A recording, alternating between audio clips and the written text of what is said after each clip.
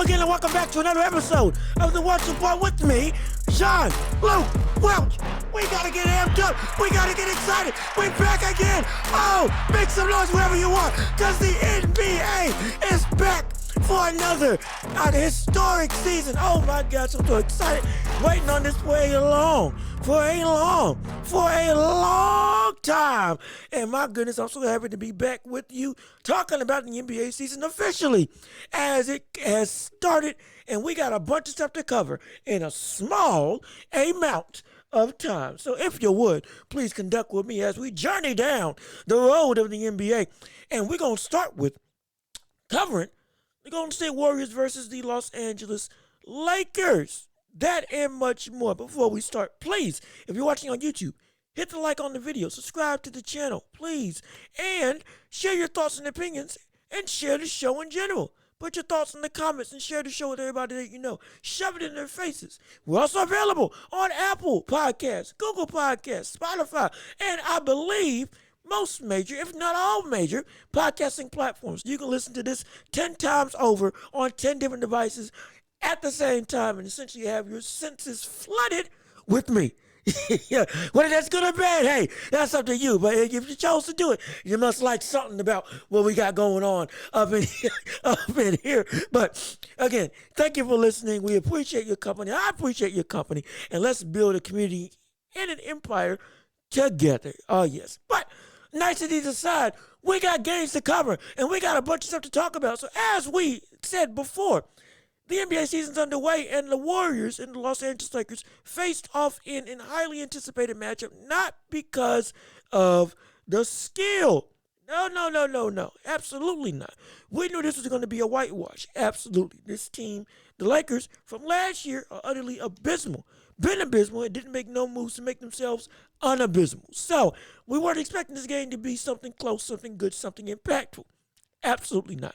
However, what we were looking for, at least what I was looking for, was whether or not Darvin Ham, or rather what was Darvin Ham going to do to help bolster this lineup in terms of mentality, since they don't have the moves, or rather they didn't make the moves necessary to make this team something competent, at least on paper. He's preached defense, he's preached consistency, he's preached tenacity all throughout the offseason. It has gotten Russ, or seemingly is getting Russ to buy into his mentality for what this team's makeup and identity should be. And all of this and all that, reports, this, that, and the third, rumors, and all that noise coming into this season. Now we got to see the game. And did this fall through? And has this team improved? Well, the answer is emphatically and undoubtedly, unequivocally, absolutely not. This team has has stayed the same. It's absolutely horrible. Nothing about this team has gotten good to the point of any note. It's horrible to watch. Well, actually, let me backtrack. Let me rephrase it. The team has improved and at the same time drastically dropped off in a fashion that I've rarely seen in sports. The team, in terms of commitment to defense, and what Darvin Ham has been trying to preach, has actively done better. We see Anthony Davis going back to, or we saw him early on in the game, go back to that, active defensive model of being a shot blocker, being a active defender, somebody who is always, looking to make differences on the defensive side of the floor, hustling, getting back, all that stuff. We saw that out of Anthony Davis. Could have had a better game. Again, granted, he put up 25, and he didn't have a bad stat line. But in terms of what we had been seeing last year, which he said he was hurt, not just with the constant leg and foot injuries, a wrist injury that also caused him not to shoot. I wanted to see if he had gotten better on that front. Guess what? He had. Seemingly he's back to an older form, back to the Anthony Davis that I know, and Anthony Davis that I love to watch is actually playing better, is still playing on the outside way too much for somebody who's supposed to be one of the best big men in the league. But despite that, was hustling on the boards, was looking more active in terms of attacking the paint rather than settling for perimeter shots. Still doing too much settling, but a lot less than it was last year, with him shooting, 19% from mid-range or from three, whichever the case was. Horrible percentage out on the perimeter scoring, but was doing his due diligence more than last year to actively work his way on the inside. LeBron did what LeBron does. No qualms there. Was it 31 points, an incredible performance individually. On the road to breaking Kareem Abdul-Jabbar's record. Had an abysmal night shooting the three, which was a trend for this team.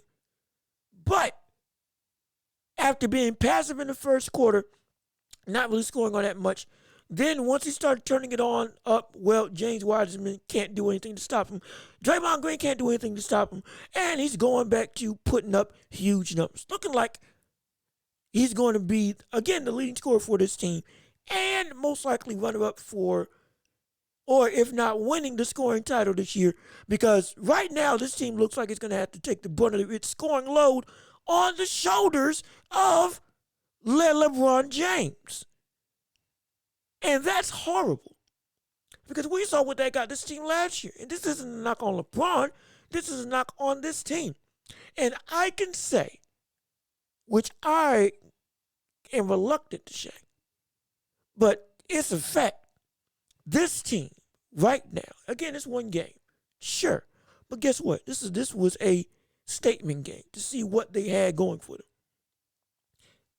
This team looks worse than last year. It does. And last year we were saying this team was horrible, a mess to watch. But this team looks worse to me than they did last season.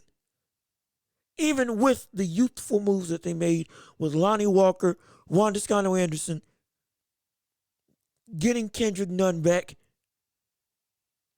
Nothing.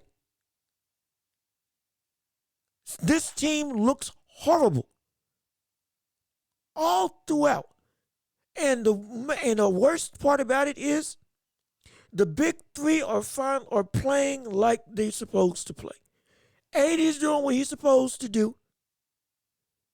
James is doing what James does. And Westbrook is shooting efficiently. And has seemingly been able to finally find a way to chip in, be active without going over the top. Granted, he still has his Westbrook isms that he does. He still does go off the rails, sure. But it wasn't nearly as bad, at least in this first game. It wasn't nearly as bad as he has been for the longest time. This Westbrook is the Westbrook that we've been asking him to play like on this roster. In terms of, okay, we know what you can do. Still do everything that you normally do. Just don't go off the wall and shoot yourself in the foot on the offensive and defensive end. Because it sucked that you were giving us 18, 7, and 5, or whatever your stat line was. But the constant miscues on defense, constantly trailing and waning away, losing focus, couple that with a massive amount of turnovers and just dumb shots that you would be taking if you're Russell Westbrook, was shooting all of your numbers in the foot as non-productive. However, in this game, we saw Russell Westbrook play like a competent guard that we know he can play like. Still, again, like I said, a tad off the rails. However, still much more in line with effective contributing basketball play. This is all I've been asking him to do. And he showed up and did it. Nothing of this game can be blamed on Russell Westbrook. Nothing. And the three main guys that came to play. AD, Bron, and Westbrook. Brody. Outside of that, this team has nothing going for them. This team is just like what we see on the Brooklyn Nets right now. Top heavy and not a soul anywhere else. Nowhere else. Matt Ryan and Austin Reeves as your only competent three-point shooters. Right now, again, LeBron will be more of a competent three-point shooter. I feel like he's going to get back to those averages, 35%, similar to what he did last year. No qualms there. That's going to come with time. The rest of the team, though, nuh-uh. This is horrible. This is terrible. This team is being dared to shoot, and no, they can't do anything. And the problem is that they're standing around just like last year. If anything, watching that game, it looked like they're standing around more than they were last year. Looks like they're even more incompetent in terms of off-ball movement and are only relying on isolation play and pick and rolls from James, Westbrook, and Braun. And that's it. Nothing else. No cutting, no setting screens for other people. Everybody's stagnating until somebody does this motion, trying to communicate with somebody, telling them to move.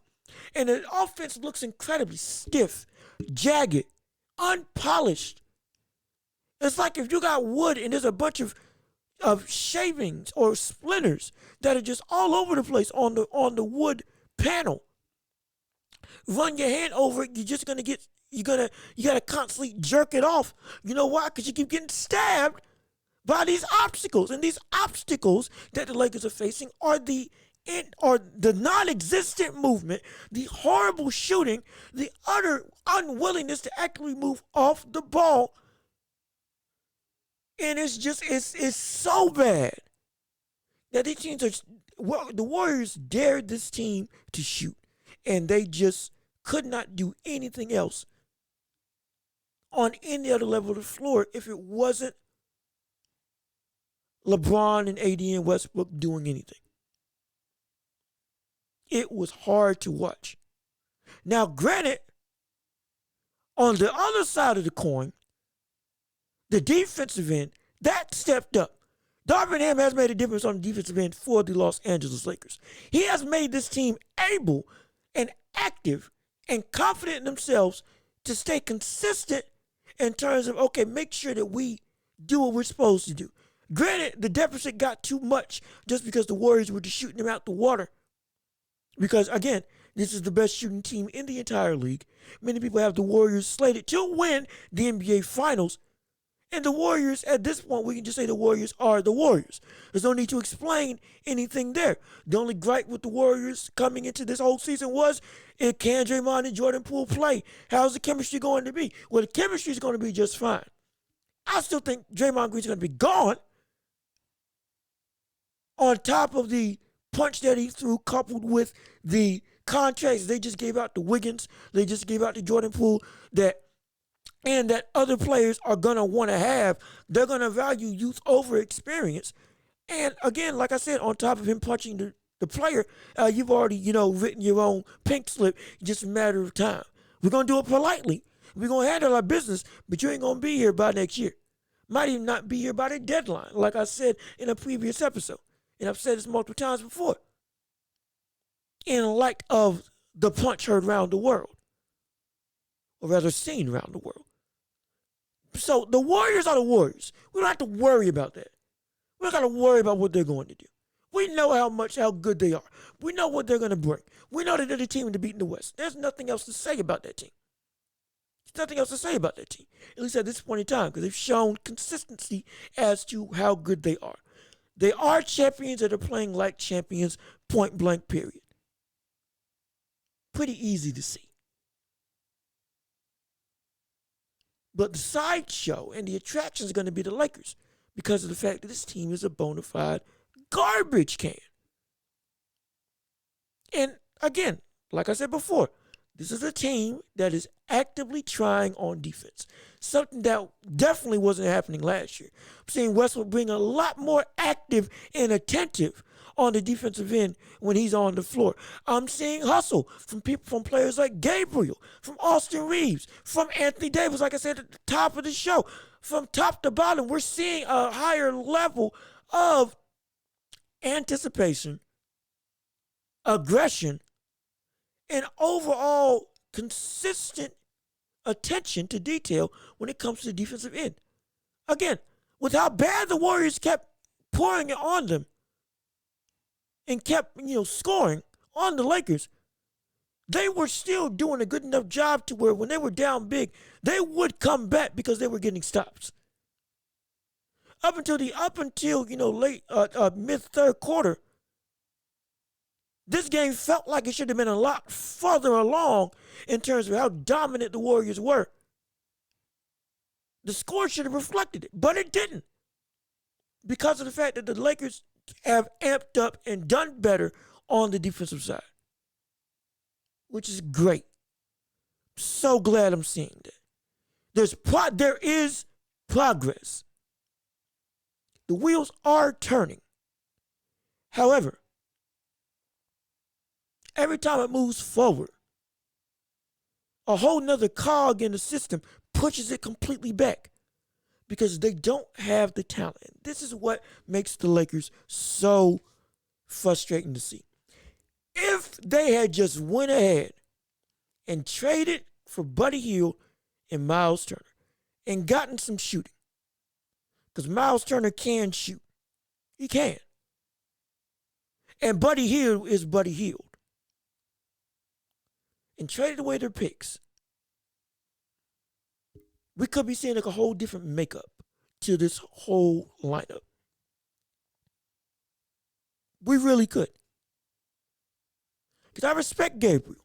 I respect Matt Ryan, who was playing phenomenally in the preseason. Respect Austin Reeves, who they're high on. Is this team's current Caruso, even though they should have never traded away Alex Caruso in the first place. Rather, they should have never let Alex Caruso go in the first place. I respect all those players. But they're not game changers in any way, shape, or form. They're not. With as much as I like the hustle that I saw from Gabriel, as much as I liked the willingness to shoot that Matt Ryan showed, and the hustle that Austin Reeves shows whenever he plays, it's just no. It's not enough. It can't overcome the ineptitude of talent that this team has. There is, again, outside of Westbrook, AD, and LeBron, nobody else on this team can actively play. I'm high on Lonnie Walker Jr. He sucked in this game. Everybody else that wasn't the main three, absolutely horrible, utterly terrible, absolutely ridiculous. This team is so devoid of talent that even the progress that they make means nothing. Because they just can't compete with anybody. They can't. They can't compete with nobody in the NBA right now. They have to be willing to let go of their picks because they don't have a future. They don't. This team doesn't have a future. Past LeBron. As much as they're trying to keep draft picks in order to build something new, no, you don't have that. Because once LeBron leaves, AD is gone, and most likely Westbrook's going to be gone too. Or even you might even keep Westbrook because he thrives as being the only man there. But you have nothing to build towards. You're not stacked with picks like OKC. And these picks that you got right now, you can't really say, oh, they're going to amount to something down the line once we actually get to that point. Your window is now. Because this is the bed that you made for yourself. And because of that, you can't be saying, oh, I'm holding on to stuff just because, or we want to build something special 10 years down the line. No, 10 years down the line, you're still going to be in the same position. Because right now, you don't have any collateral to do anything. Your only hope, if you're a Lakers fan, is if the Lakers actively use the prospect of Victor Wembanyama, that's going to cause all these other teams to give up assets that they have that you would never dream to be available for the prices that they're going to be available for, and look to ship them off. That's it. That's the only way. By the time All-Star break comes around, and the trade deadline ends, they have to make a move because this is the only window of opportunity. This is it.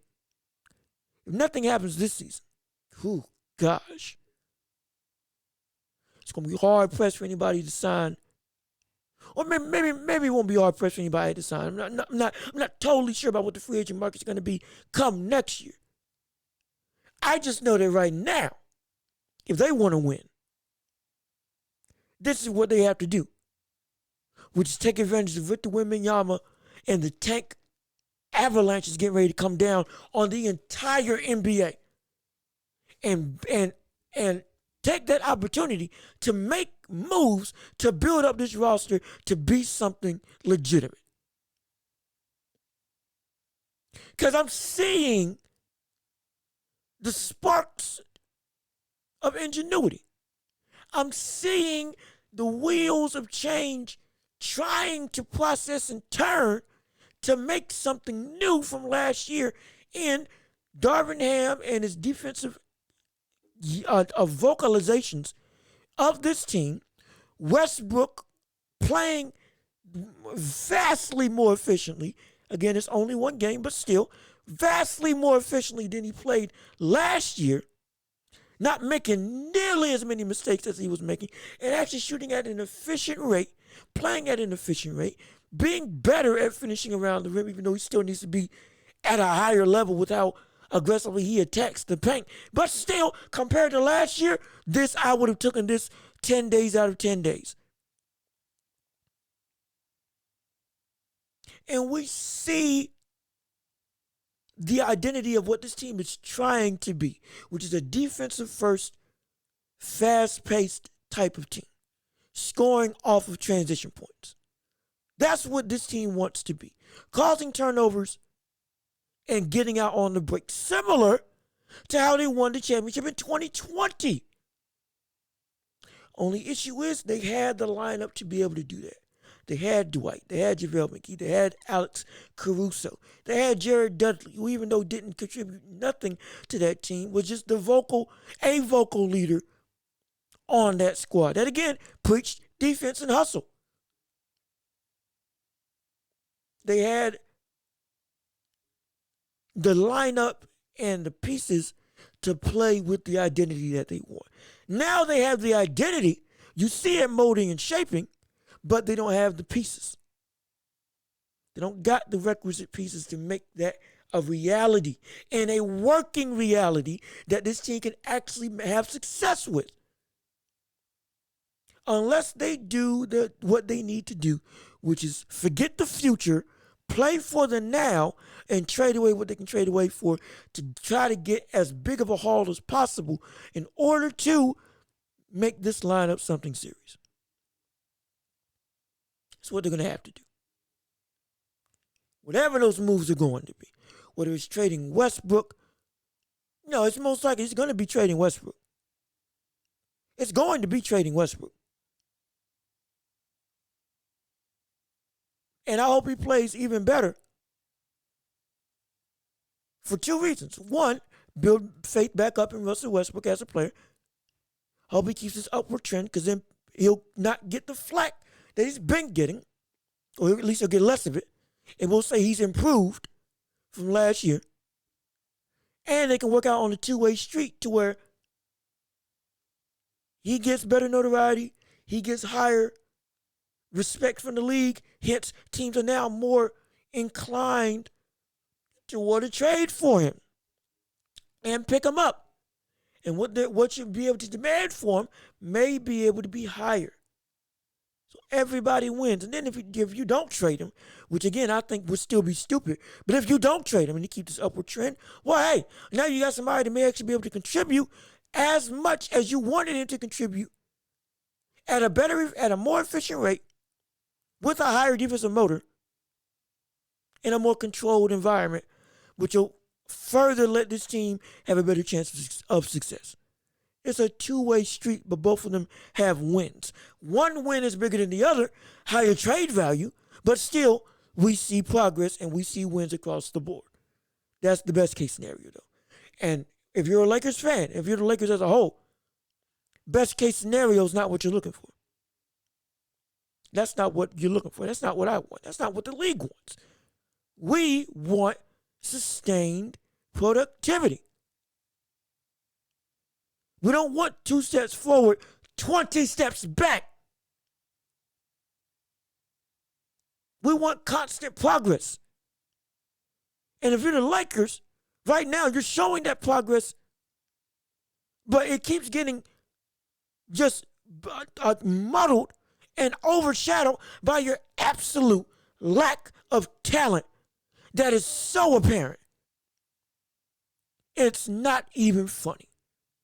Actually, scratch that. It's so apparent, it's laughable. You got the banner of mentality, but now you don't got the actual pole to hold up that banner. People were saying you didn't have an identity last year outside of LeBron ISO and just does everything. Now you actually are showing the development of an identity, which is a defensive identity, even though it's only one game.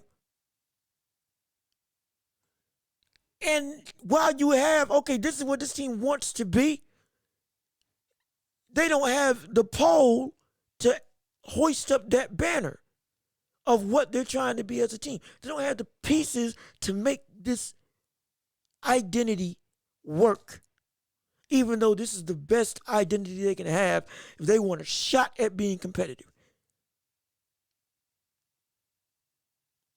and get to what every team wants to do, which is get to and win the NBA Finals, which is a lofty goal for the Los Angeles Lakers. Absolutely. I'm not saying that that's anywhere in the cards, but I'm saying if you even want to sniff at being a bet all your money as a joke,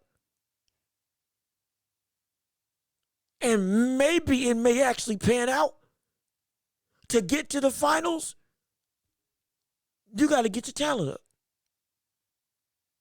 To even joke about this team getting to the finals right now is disrespectful. To me. Even joking about the Lakers having a Cinderella run where it's, they just might, if the stars align, if those stars align, they need to blow up and cause a supernova and incinerate everything within a couple million miles radius. If that's the case. Because that's disrespectful to me and every fan to even say, jokingly, they can get to the finals. That's how bad this team is. Their only hope is trades. And their only hope right now is to get the requisite pieces that can play up to the level that can cause this identity that this team is trying to have, which is defensive-centric, fast break, opportunity-driven. They need to get the players that can actually make that work. Because right now it's just a pipe dream. And dreams are only good when you're sleeping. And are only good in the mind. Working towards those dreams requires some action. And that action requires you to grow. And the only way for this Lakers team to grow is if they are willing to let go of the picks that they have, trade Russell Westbrook, and sign young, motor-driven people and players that can spread the floor, shoot the three at above a 30% clip at minimum, or at least at league average, and in order to actually have a chance, as well as being defensively sound and willing to be aggressive on both ends of the floor and move, that's the only way this team is even going to have a shot at even making the playoffs, let alone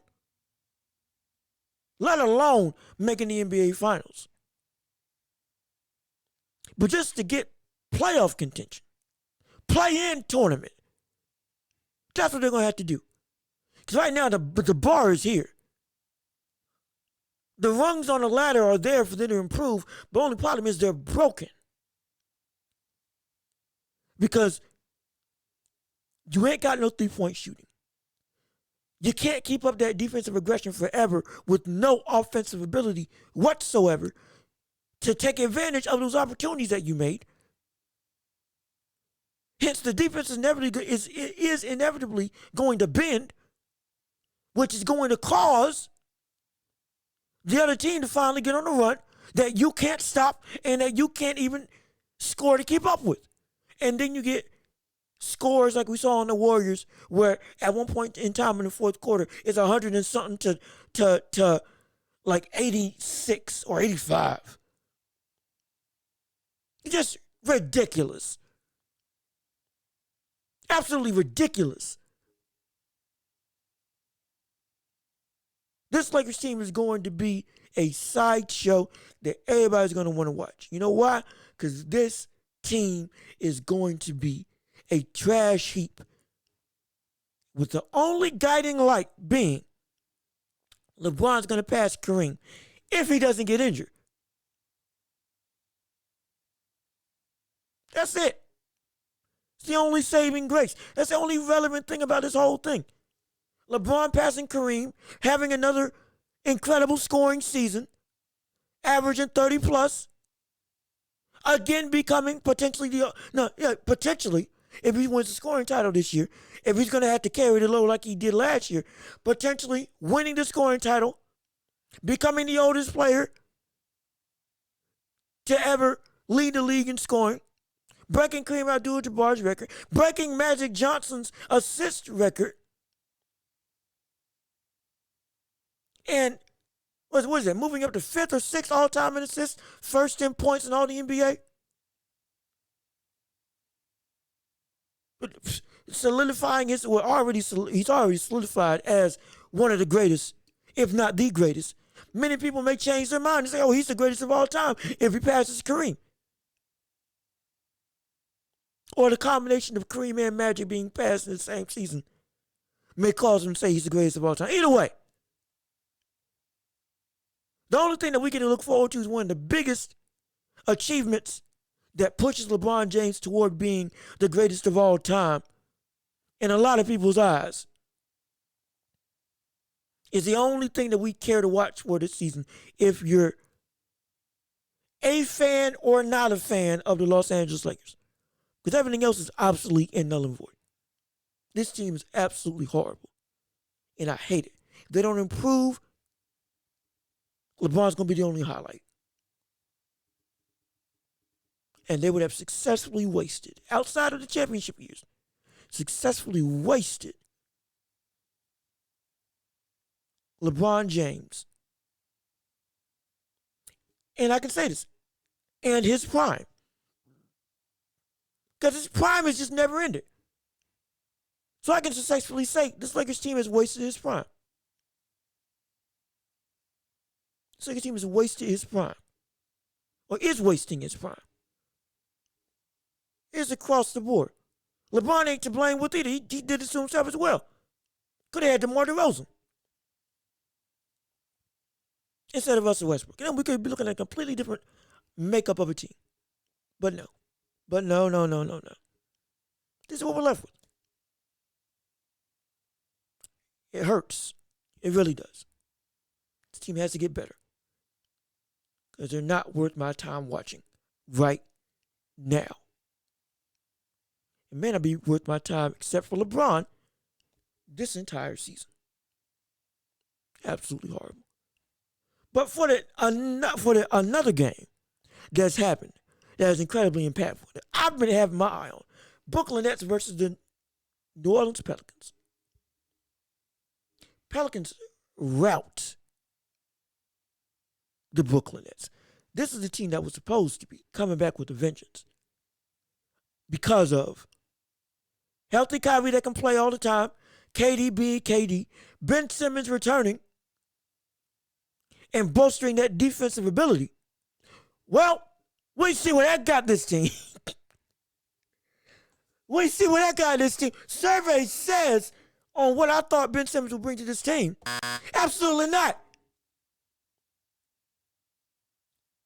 The brother, do you understand? Ben Simmons had a triple single and fouled out before the end of the game. And the Pelicans just ran through the Brooklyn Nets. Ran through them.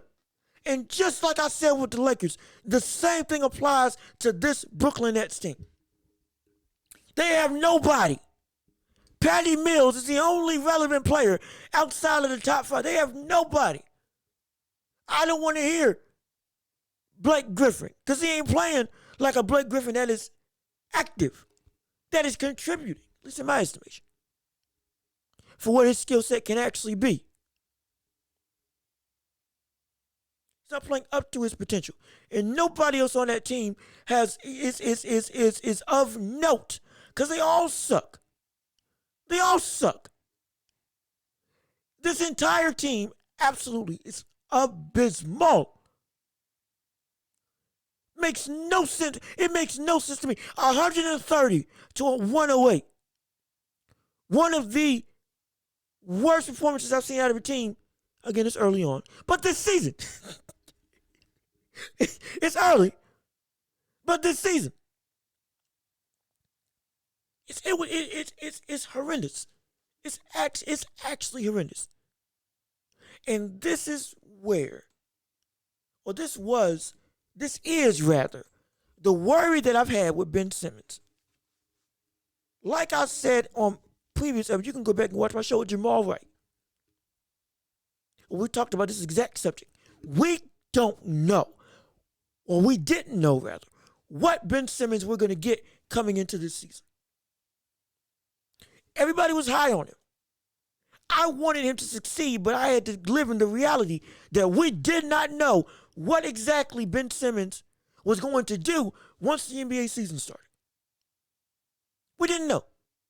And also it's going to take about 15, 20 games before anybody gets actively in basketball shape, just like what LeBron said for himself. Minimum is going to take 15 to 20. But even on the floor, what Ben Simmons are we going to see play? What's his mentality going to be? What is his mental makeup for how he's going to continue his career on this team and beyond going to be? And it's going to affect the way that he plays. And just like I thought so, it very much so did. Took 3 shots, made 2, 5 boards, 5 assists, and 6 personal fouls. Now, for a player just starting out, those 5 and 5, 5 rebounds, 5 assists. Look at that. But no, this is a Draymond Green stat line. And I love Ben Simmons. I think he's a better player than Draymond. I think a lot of people are better than Draymond Green as a player. But what Draymond Green doesn't have in skill, he makes up for in intangibles and little things that he does that makes that Warriors team work. Ben Simmons doesn't do those things. He was brought on this squad for one thing, defense. And what happened when he was brought on the squad, on this top-heavy squad, with no other bench, they had one of the worst defenses in the league last year. What did he do? He let Zion score 25 points in 30 minutes. 11 of 22, 50% from the field. Out-rebound him. Blow by him. Blow through him. Blow him away. The one thing that he came on this very team to do wasn't even doing that at a high level. This team is in trouble. Unless Ben Simmons picks it up, this team is in trouble. Ben Simmons is the only saving grace that can actually make this team turn around to be something. I've been saying he needs to play power forward. But right now, I don't think he can play power forward. Because as much as he can switch on 1 through 5, he apparently, when he goes up against a stronger, agile offensive player like a Zion Williamson, who again, mind you, right now is a when I say one, now mind you, when I say this, this is not a plot, a blotch or a plight on Zion. But Zion is a one-track player in terms of his goal: get on the inside, use his size, and get to the hoop. That's what he wants to do when he has the ball in his hands. It's not a knock because he had the highest finishing rate. Was it 69% field goal percentage, scoring 25 points? We haven't seen that since, or scoring 20 plus. We ain't seen that since Shaq. That's not a knock. That's how he plays, and it's effective. Like I said, him coming back is going to be lethal, especially now that he's trimmed down and healthy. He's going to be impossible to stop. You're going to have to build a wall against him. But unlike Giannis, he has a better passing touch to start his career. The Giannis that we see now is able to pass and swing it when he gets doubled or when a wall gets put in front of him. When a wall gets put in front of him, he had to develop that. Zion has that. So he's going to be, right now he's well prepared to adapt. And with the team of shooters that he has right now, these Pelicans are lethal for the entire Western Conference. Outside of the Warriors, lethal. Excuse me, outside of the Warriors and the healthy Nuggets, lethal across the board. But sticking with the Nets for now, this Nets team is in so much trouble because of their ineptitude to actively do anything. I mean, they're not as this wasn't as bad as watching the Lakers, but doggone it, it wasn't much better. It was not much better. And I'm going to touch on why the Pelicans are going to be so lethal outside of just Zion coming back and being what Zion is. And now we need to start giving him the love that he deserves. And stop comparing him to Ja. And start comparing him to himself. Because if he's playing better than he played last year, when he was healthy, or somewhat healthy, good gosh, he's going to be a monster. But this team right now is made up of nobody. Kyrie Irving played 34 points, or 34 minutes, 16 points. 6 for night, nearly 6 for 20, 6 for 19 on the night. 5 assists. They don't have any playmakers. They ain't got nobody playmaking. They ain't got nobody. Even though you think Ben Simmons could do it out the paint, that's not the role that he's in. Because he ain't got the ball in his hands. So what are we seeing? A team that can't really play make. A team that right now is with Ben Simmons in the starting lineup, is severely hindered to be able to do anything on the offensive end outside of everybody load up on one side and just let Kyrie or KD ISO. That's it. That's it. And Nick Claxton with lobs, that's all he can really do from a player standpoint. So everybody can score on the inside. Outside of KD and Kyrie, and to a much lesser degree Ben Simmons, nobody else can consistently do that at a high rate. They ain't got no shooting. They ain't got no spacing. This is just a team of just like last year. This is just like last year. Just like last year. Nothing. We have to stop harping on, KD and Kyrie, they can make it happen.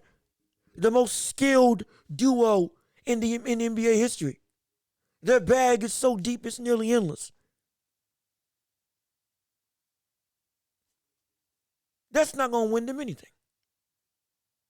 It's not going to win them a thing. It's not going to win them a thing. Anybody who picked this team to come out of the East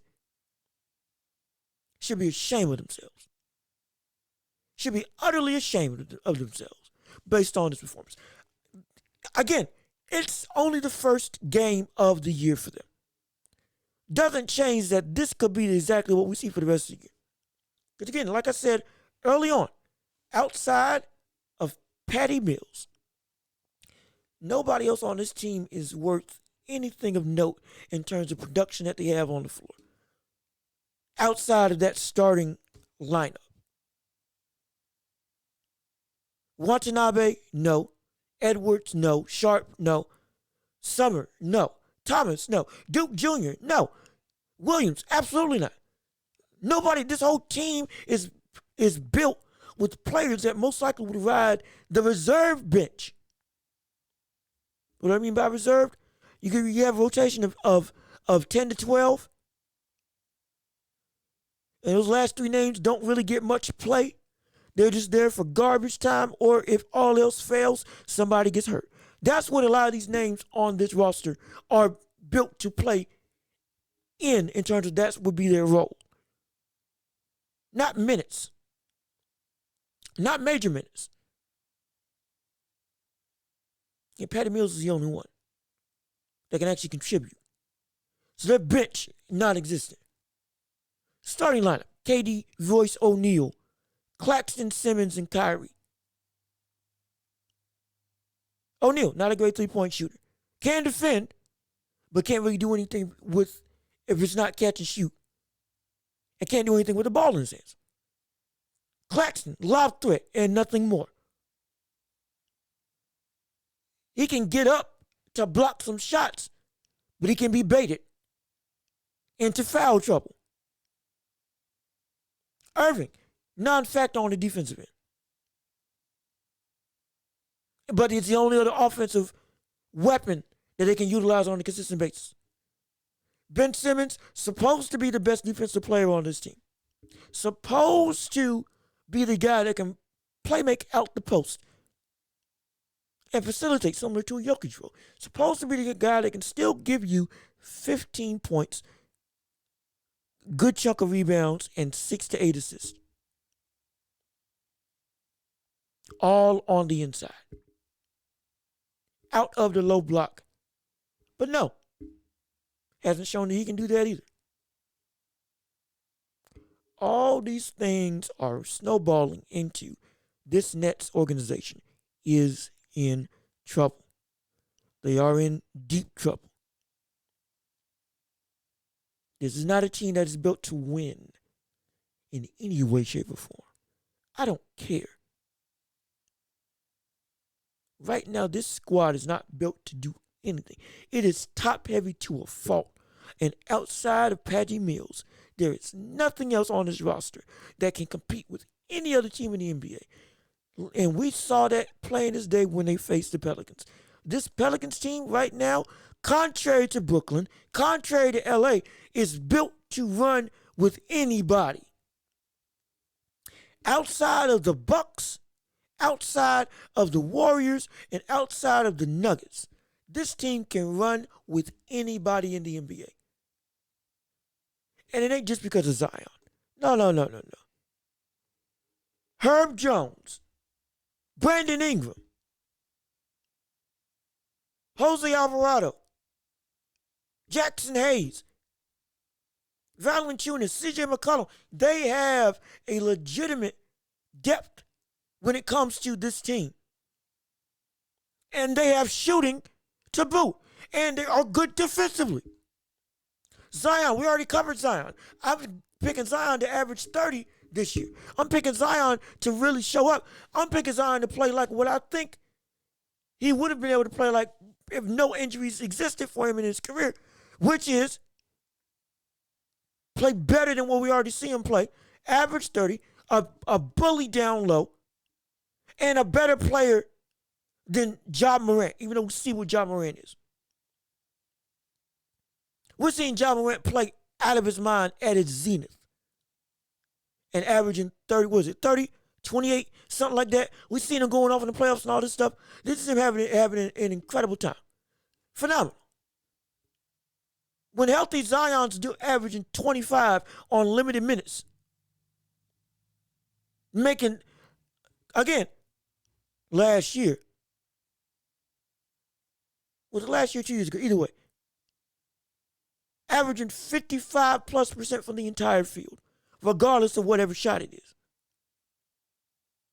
Now you let him play a full season with unrestricted minutes, slimmer, and can play for longer, even more experience in only his third year.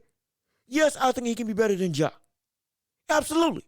It's not a knock on Ja, but what I see in Zion is just that much more.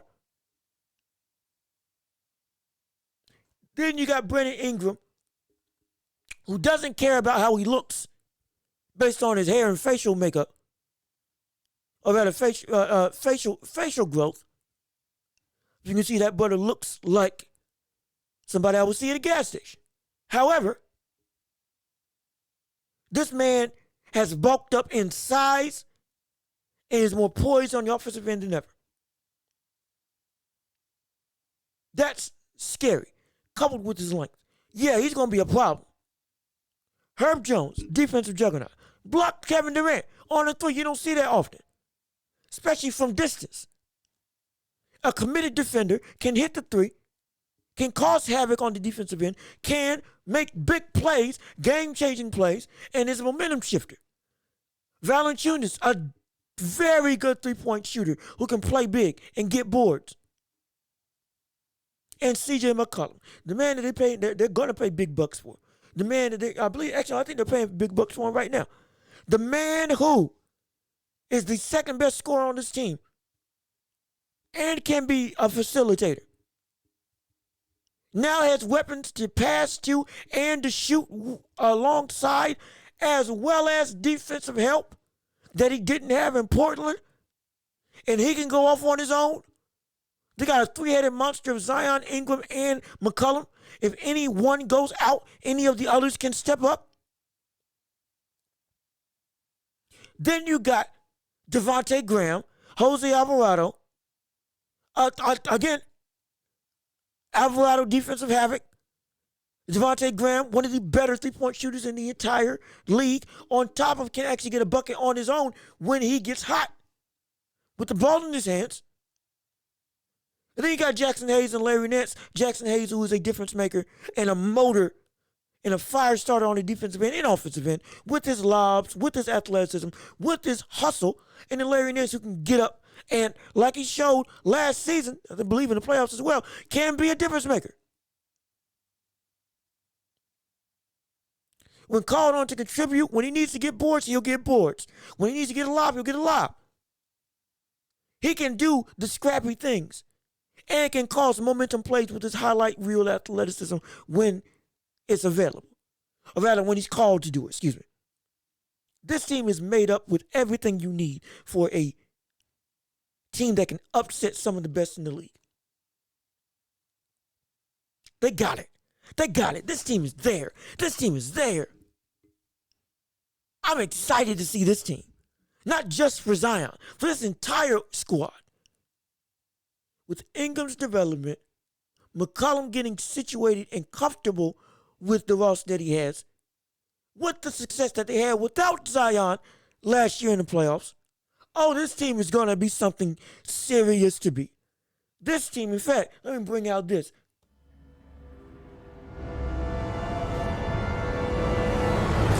This team is an ominous threat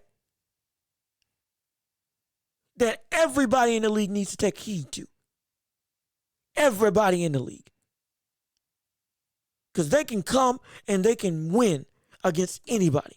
They can come into any arena and give anybody a run for their money, if not beat them outright. Because people were calling this team an NBA Finals candidate. People were calling this Nets team, people were saying, oh, this team's going to be in the NBA Finals. Look at what they did. It's stupid that they were saying that, but look at what they did. And hey, if I said that Nets were going to make it to the NBA Finals or be a dominant team or be a good team, hey, I'm in the wrong too. This team sucks right now. Well, they're showing right now, no, they're not worth the time of day. But this team, against legitimate, competent competition, can come in and wreak havoc on anybody on any given day. They can give the Clippers a run for their money, even though the Clippers are stout. They can give the Nuggets a run for their money. I don't think they're going to win against the Nuggets, but they can give the Nuggets a run for their money. Any team. Any team. Any team. Any contending team, they can give a run for their money. Any of them. In the East, if you're not the Bucks, let's say hypothetically, the Nets, or not the Nets, the Pelicans got to the finals. Hypothetically.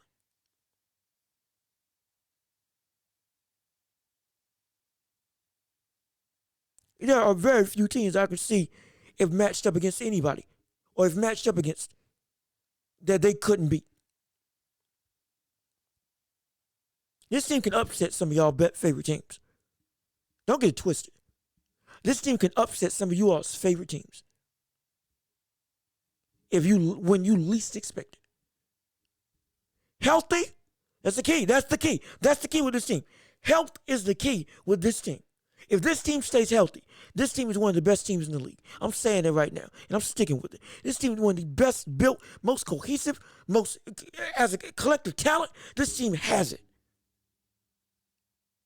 This team's got it. And they're built to last.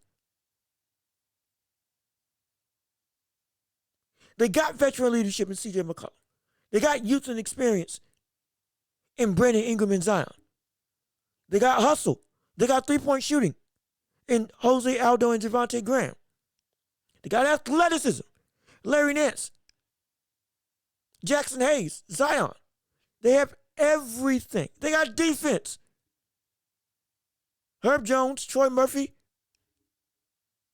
We even saw Zion get a steal on Kyrie Irving, the greatest ball handler that we've ever seen. He's looking more disciplined. This whole team is just going up, up, up. If you're any team in the league right now, be afraid of the New Orleans Pelicans. Be afraid.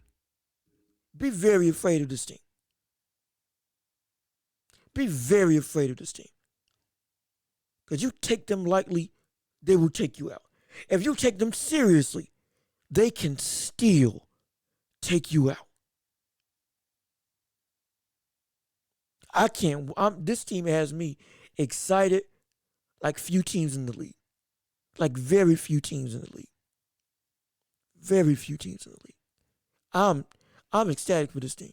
And finally, what last thing that we'll cover for today is, again, on opening night, you had Jason Tatum and the Celtics playing against the 76ers and James Harden and Joel Embiid.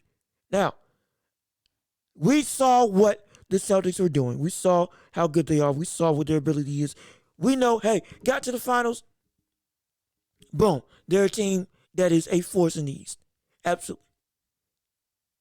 I'm still picking the outside of a healthy Bucks team, who I think is completely the best team in the East. This Celtics team is going to be one of the hardest to beat.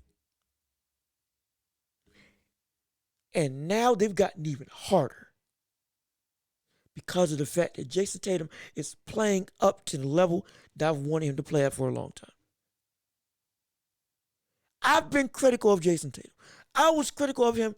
If you watched the NBA Finals, we covered every game. Me and guests with the Got Next podcast with Mitchell Baldwin and Dono, Bryce Foreman, Cam Little, all those people. Anybody wanted to come on. Rather anybody I invited on, excuse me. You're going to come, you better come with some knowledge and some know-how. We don't just have anybody on this show. And this is a sophisticated program. It's a sophisticated program. We got standards. But when I brought them on, I was incredibly critical of the utter abysmal performance that I saw from Jason Tatum as what the standard was set for him as a superstar. And it was, granted, worth me saying, because he played horrible. However, now, I think he's making a statement this year to shell off all of that noise that we had against him last year.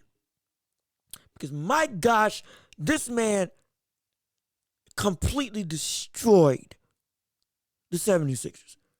35, 12, and 4 with a block and a steal. 13 of 20 from the field, 7 for 9 from the free throw line. This man was on a mission on both sides of the floor. You saw him being aggressive. You saw him being assertive on the defensive end. You saw him when somebody got the ball in his vicinity, he was closing out. He was getting in their face. He was being active. He was being jittery. He was making offensive players uncomfortable. It was causing turnovers and it was causing havoc. It was phenomenal. The Celtics team was already good. Now you got Jason Tatum playing better defense than I've ever seen him play. And taking another step in his ascension to being a superstar. This Celtics team is scary. They're looking to make some noise this year. And I'll be the first to say, I am more than happy to change my tune on how I feel about Jason Tatum if this keeps up, if consistency holds true. I'm more than happy to give him the props that he's due. More than happy. Because if he's showing that he can do things on both sides of the floor at a high level, now we're talking about a superstar. Now we're talking about a player that you can say is in the top 10 of the NBA. Now we're getting into those types of talks. I wasn't with those talks earlier. But if this is the Jason Tatum that we're getting, hey, now we can start having that conversation if this keeps up. But whatever the case, right now, from the optics of everything, it looks like he is poised and ready to make a big statement. That regardless of what anybody said last year, this is a different Jason Tatum. This is a different animal that we're going to see. This is a different leader. This is a different dog. This is a meaner, more aggressive player that's going to look to kill anybody in front of him. And then on the flip side of the coin, you got James Harden looking like James Harden of old. Yes, they lost 126 to 107. Sure, the 76ers lost. Or excuse me, 126 to 117, in the Sixers loss. But in that loss, there's still some high hopes with the Sixers because of the fact that now, what happened? James Harden's playing like the James Harden of old. 35, 8 and 8. 12 of 12 from the free throw line. 9 of 14 from the field. This man is getting to the line, scoring on the inside and scoring on the outside. Looks like he's getting that explosiveness back. Looks fitter, looks leaner, looks quicker, looks more explosive. This is the James Harden that we have been waiting to see ever since he left the Rockets. This is the James Harden that we've been waiting to see. Granted, some of that stuff was rule changes that hindered his success. But even outside of that, it was still, we were having questions as to what is going on with James Harden. Was it injuries, hamstring injuries, that were causing him to lose his explosiveness, or was it that he just doesn't have it anymore? Or was it a combination of both injuries and waning skill? But now, again, it's game one, but even still, against the Eastern Conference champions, a team that got to the finals, the best defensive team last year, he does this and looks like the Harden of old. Once things get settled in, and like with any team, we give them time to get fully in the mode of the NBA season. But if this is a sign for things to come, for the 76ers. And you're getting this James Harden coupled with MVP runner-up and potentially gunning for MVP this year, Joel Embiid. Oh, you're looking at a deadly team of the 76ers. Philadelphia fans have high expectations, and they may be able to be reached with this squad if James Harden continues to play like this. I'm excited for if we see this James Harden. I'm excited for if we see this James Harden. This James Harden changes a lot of things in terms of competitiveness of the Eastern Conference. Because we already knew they were good. But now that he's playing like this, and Joel Embiid continues to play at MVP levels throughout the season, or rather reaches he reaches those MVP levels that he was playing at last year, you're looking at a very compelling storyline come this season. This could be interesting. I wish I had an evil laugh on this thing. This could be we could be seeing come All-Star break. We could be hearing this. We could be hearing this. We could genuinely be hearing this in terms of oh my gosh, this is no longer a fantasy team that we hope can reach its zenith. No, this is a team that's gotten everything together, and now it's gunning for everybody in the Eastern Conference. Whoa, this is great. I need to get an evil laugh on this thing because this is phenomenal. This is utterly great for the league. This is great for the sport, and this is great for me. This is going to be a fun season. And trust and believe, I'm going to be here every step of the way to make it as even more entertaining as possible. Because this is a dream come true. So many stars, so much at stake. Everybody's healthy and back. We could be looking at one of the better NBA seasons that we've seen in recent memory. My gosh, get excited because you know I am. And trust and believe, we're going to be here to talk about all of that on the Welch Report as the season goes on. But we have to end it here. This has been another episode of the Welch Report. I'm so happy to be with you all again today. This was a phenomenal episode. I'm so happy I got to do it. I'm so happy you got to listen to it. Please, again, leave a like on the video if you're on YouTube. Comment your thoughts and opinions. Subscribe to the channel and share it with everybody that you know. If you're listening on Apple Podcasts, Google Podcasts, Spotify, or any other platform, subscribe and follow on those platforms.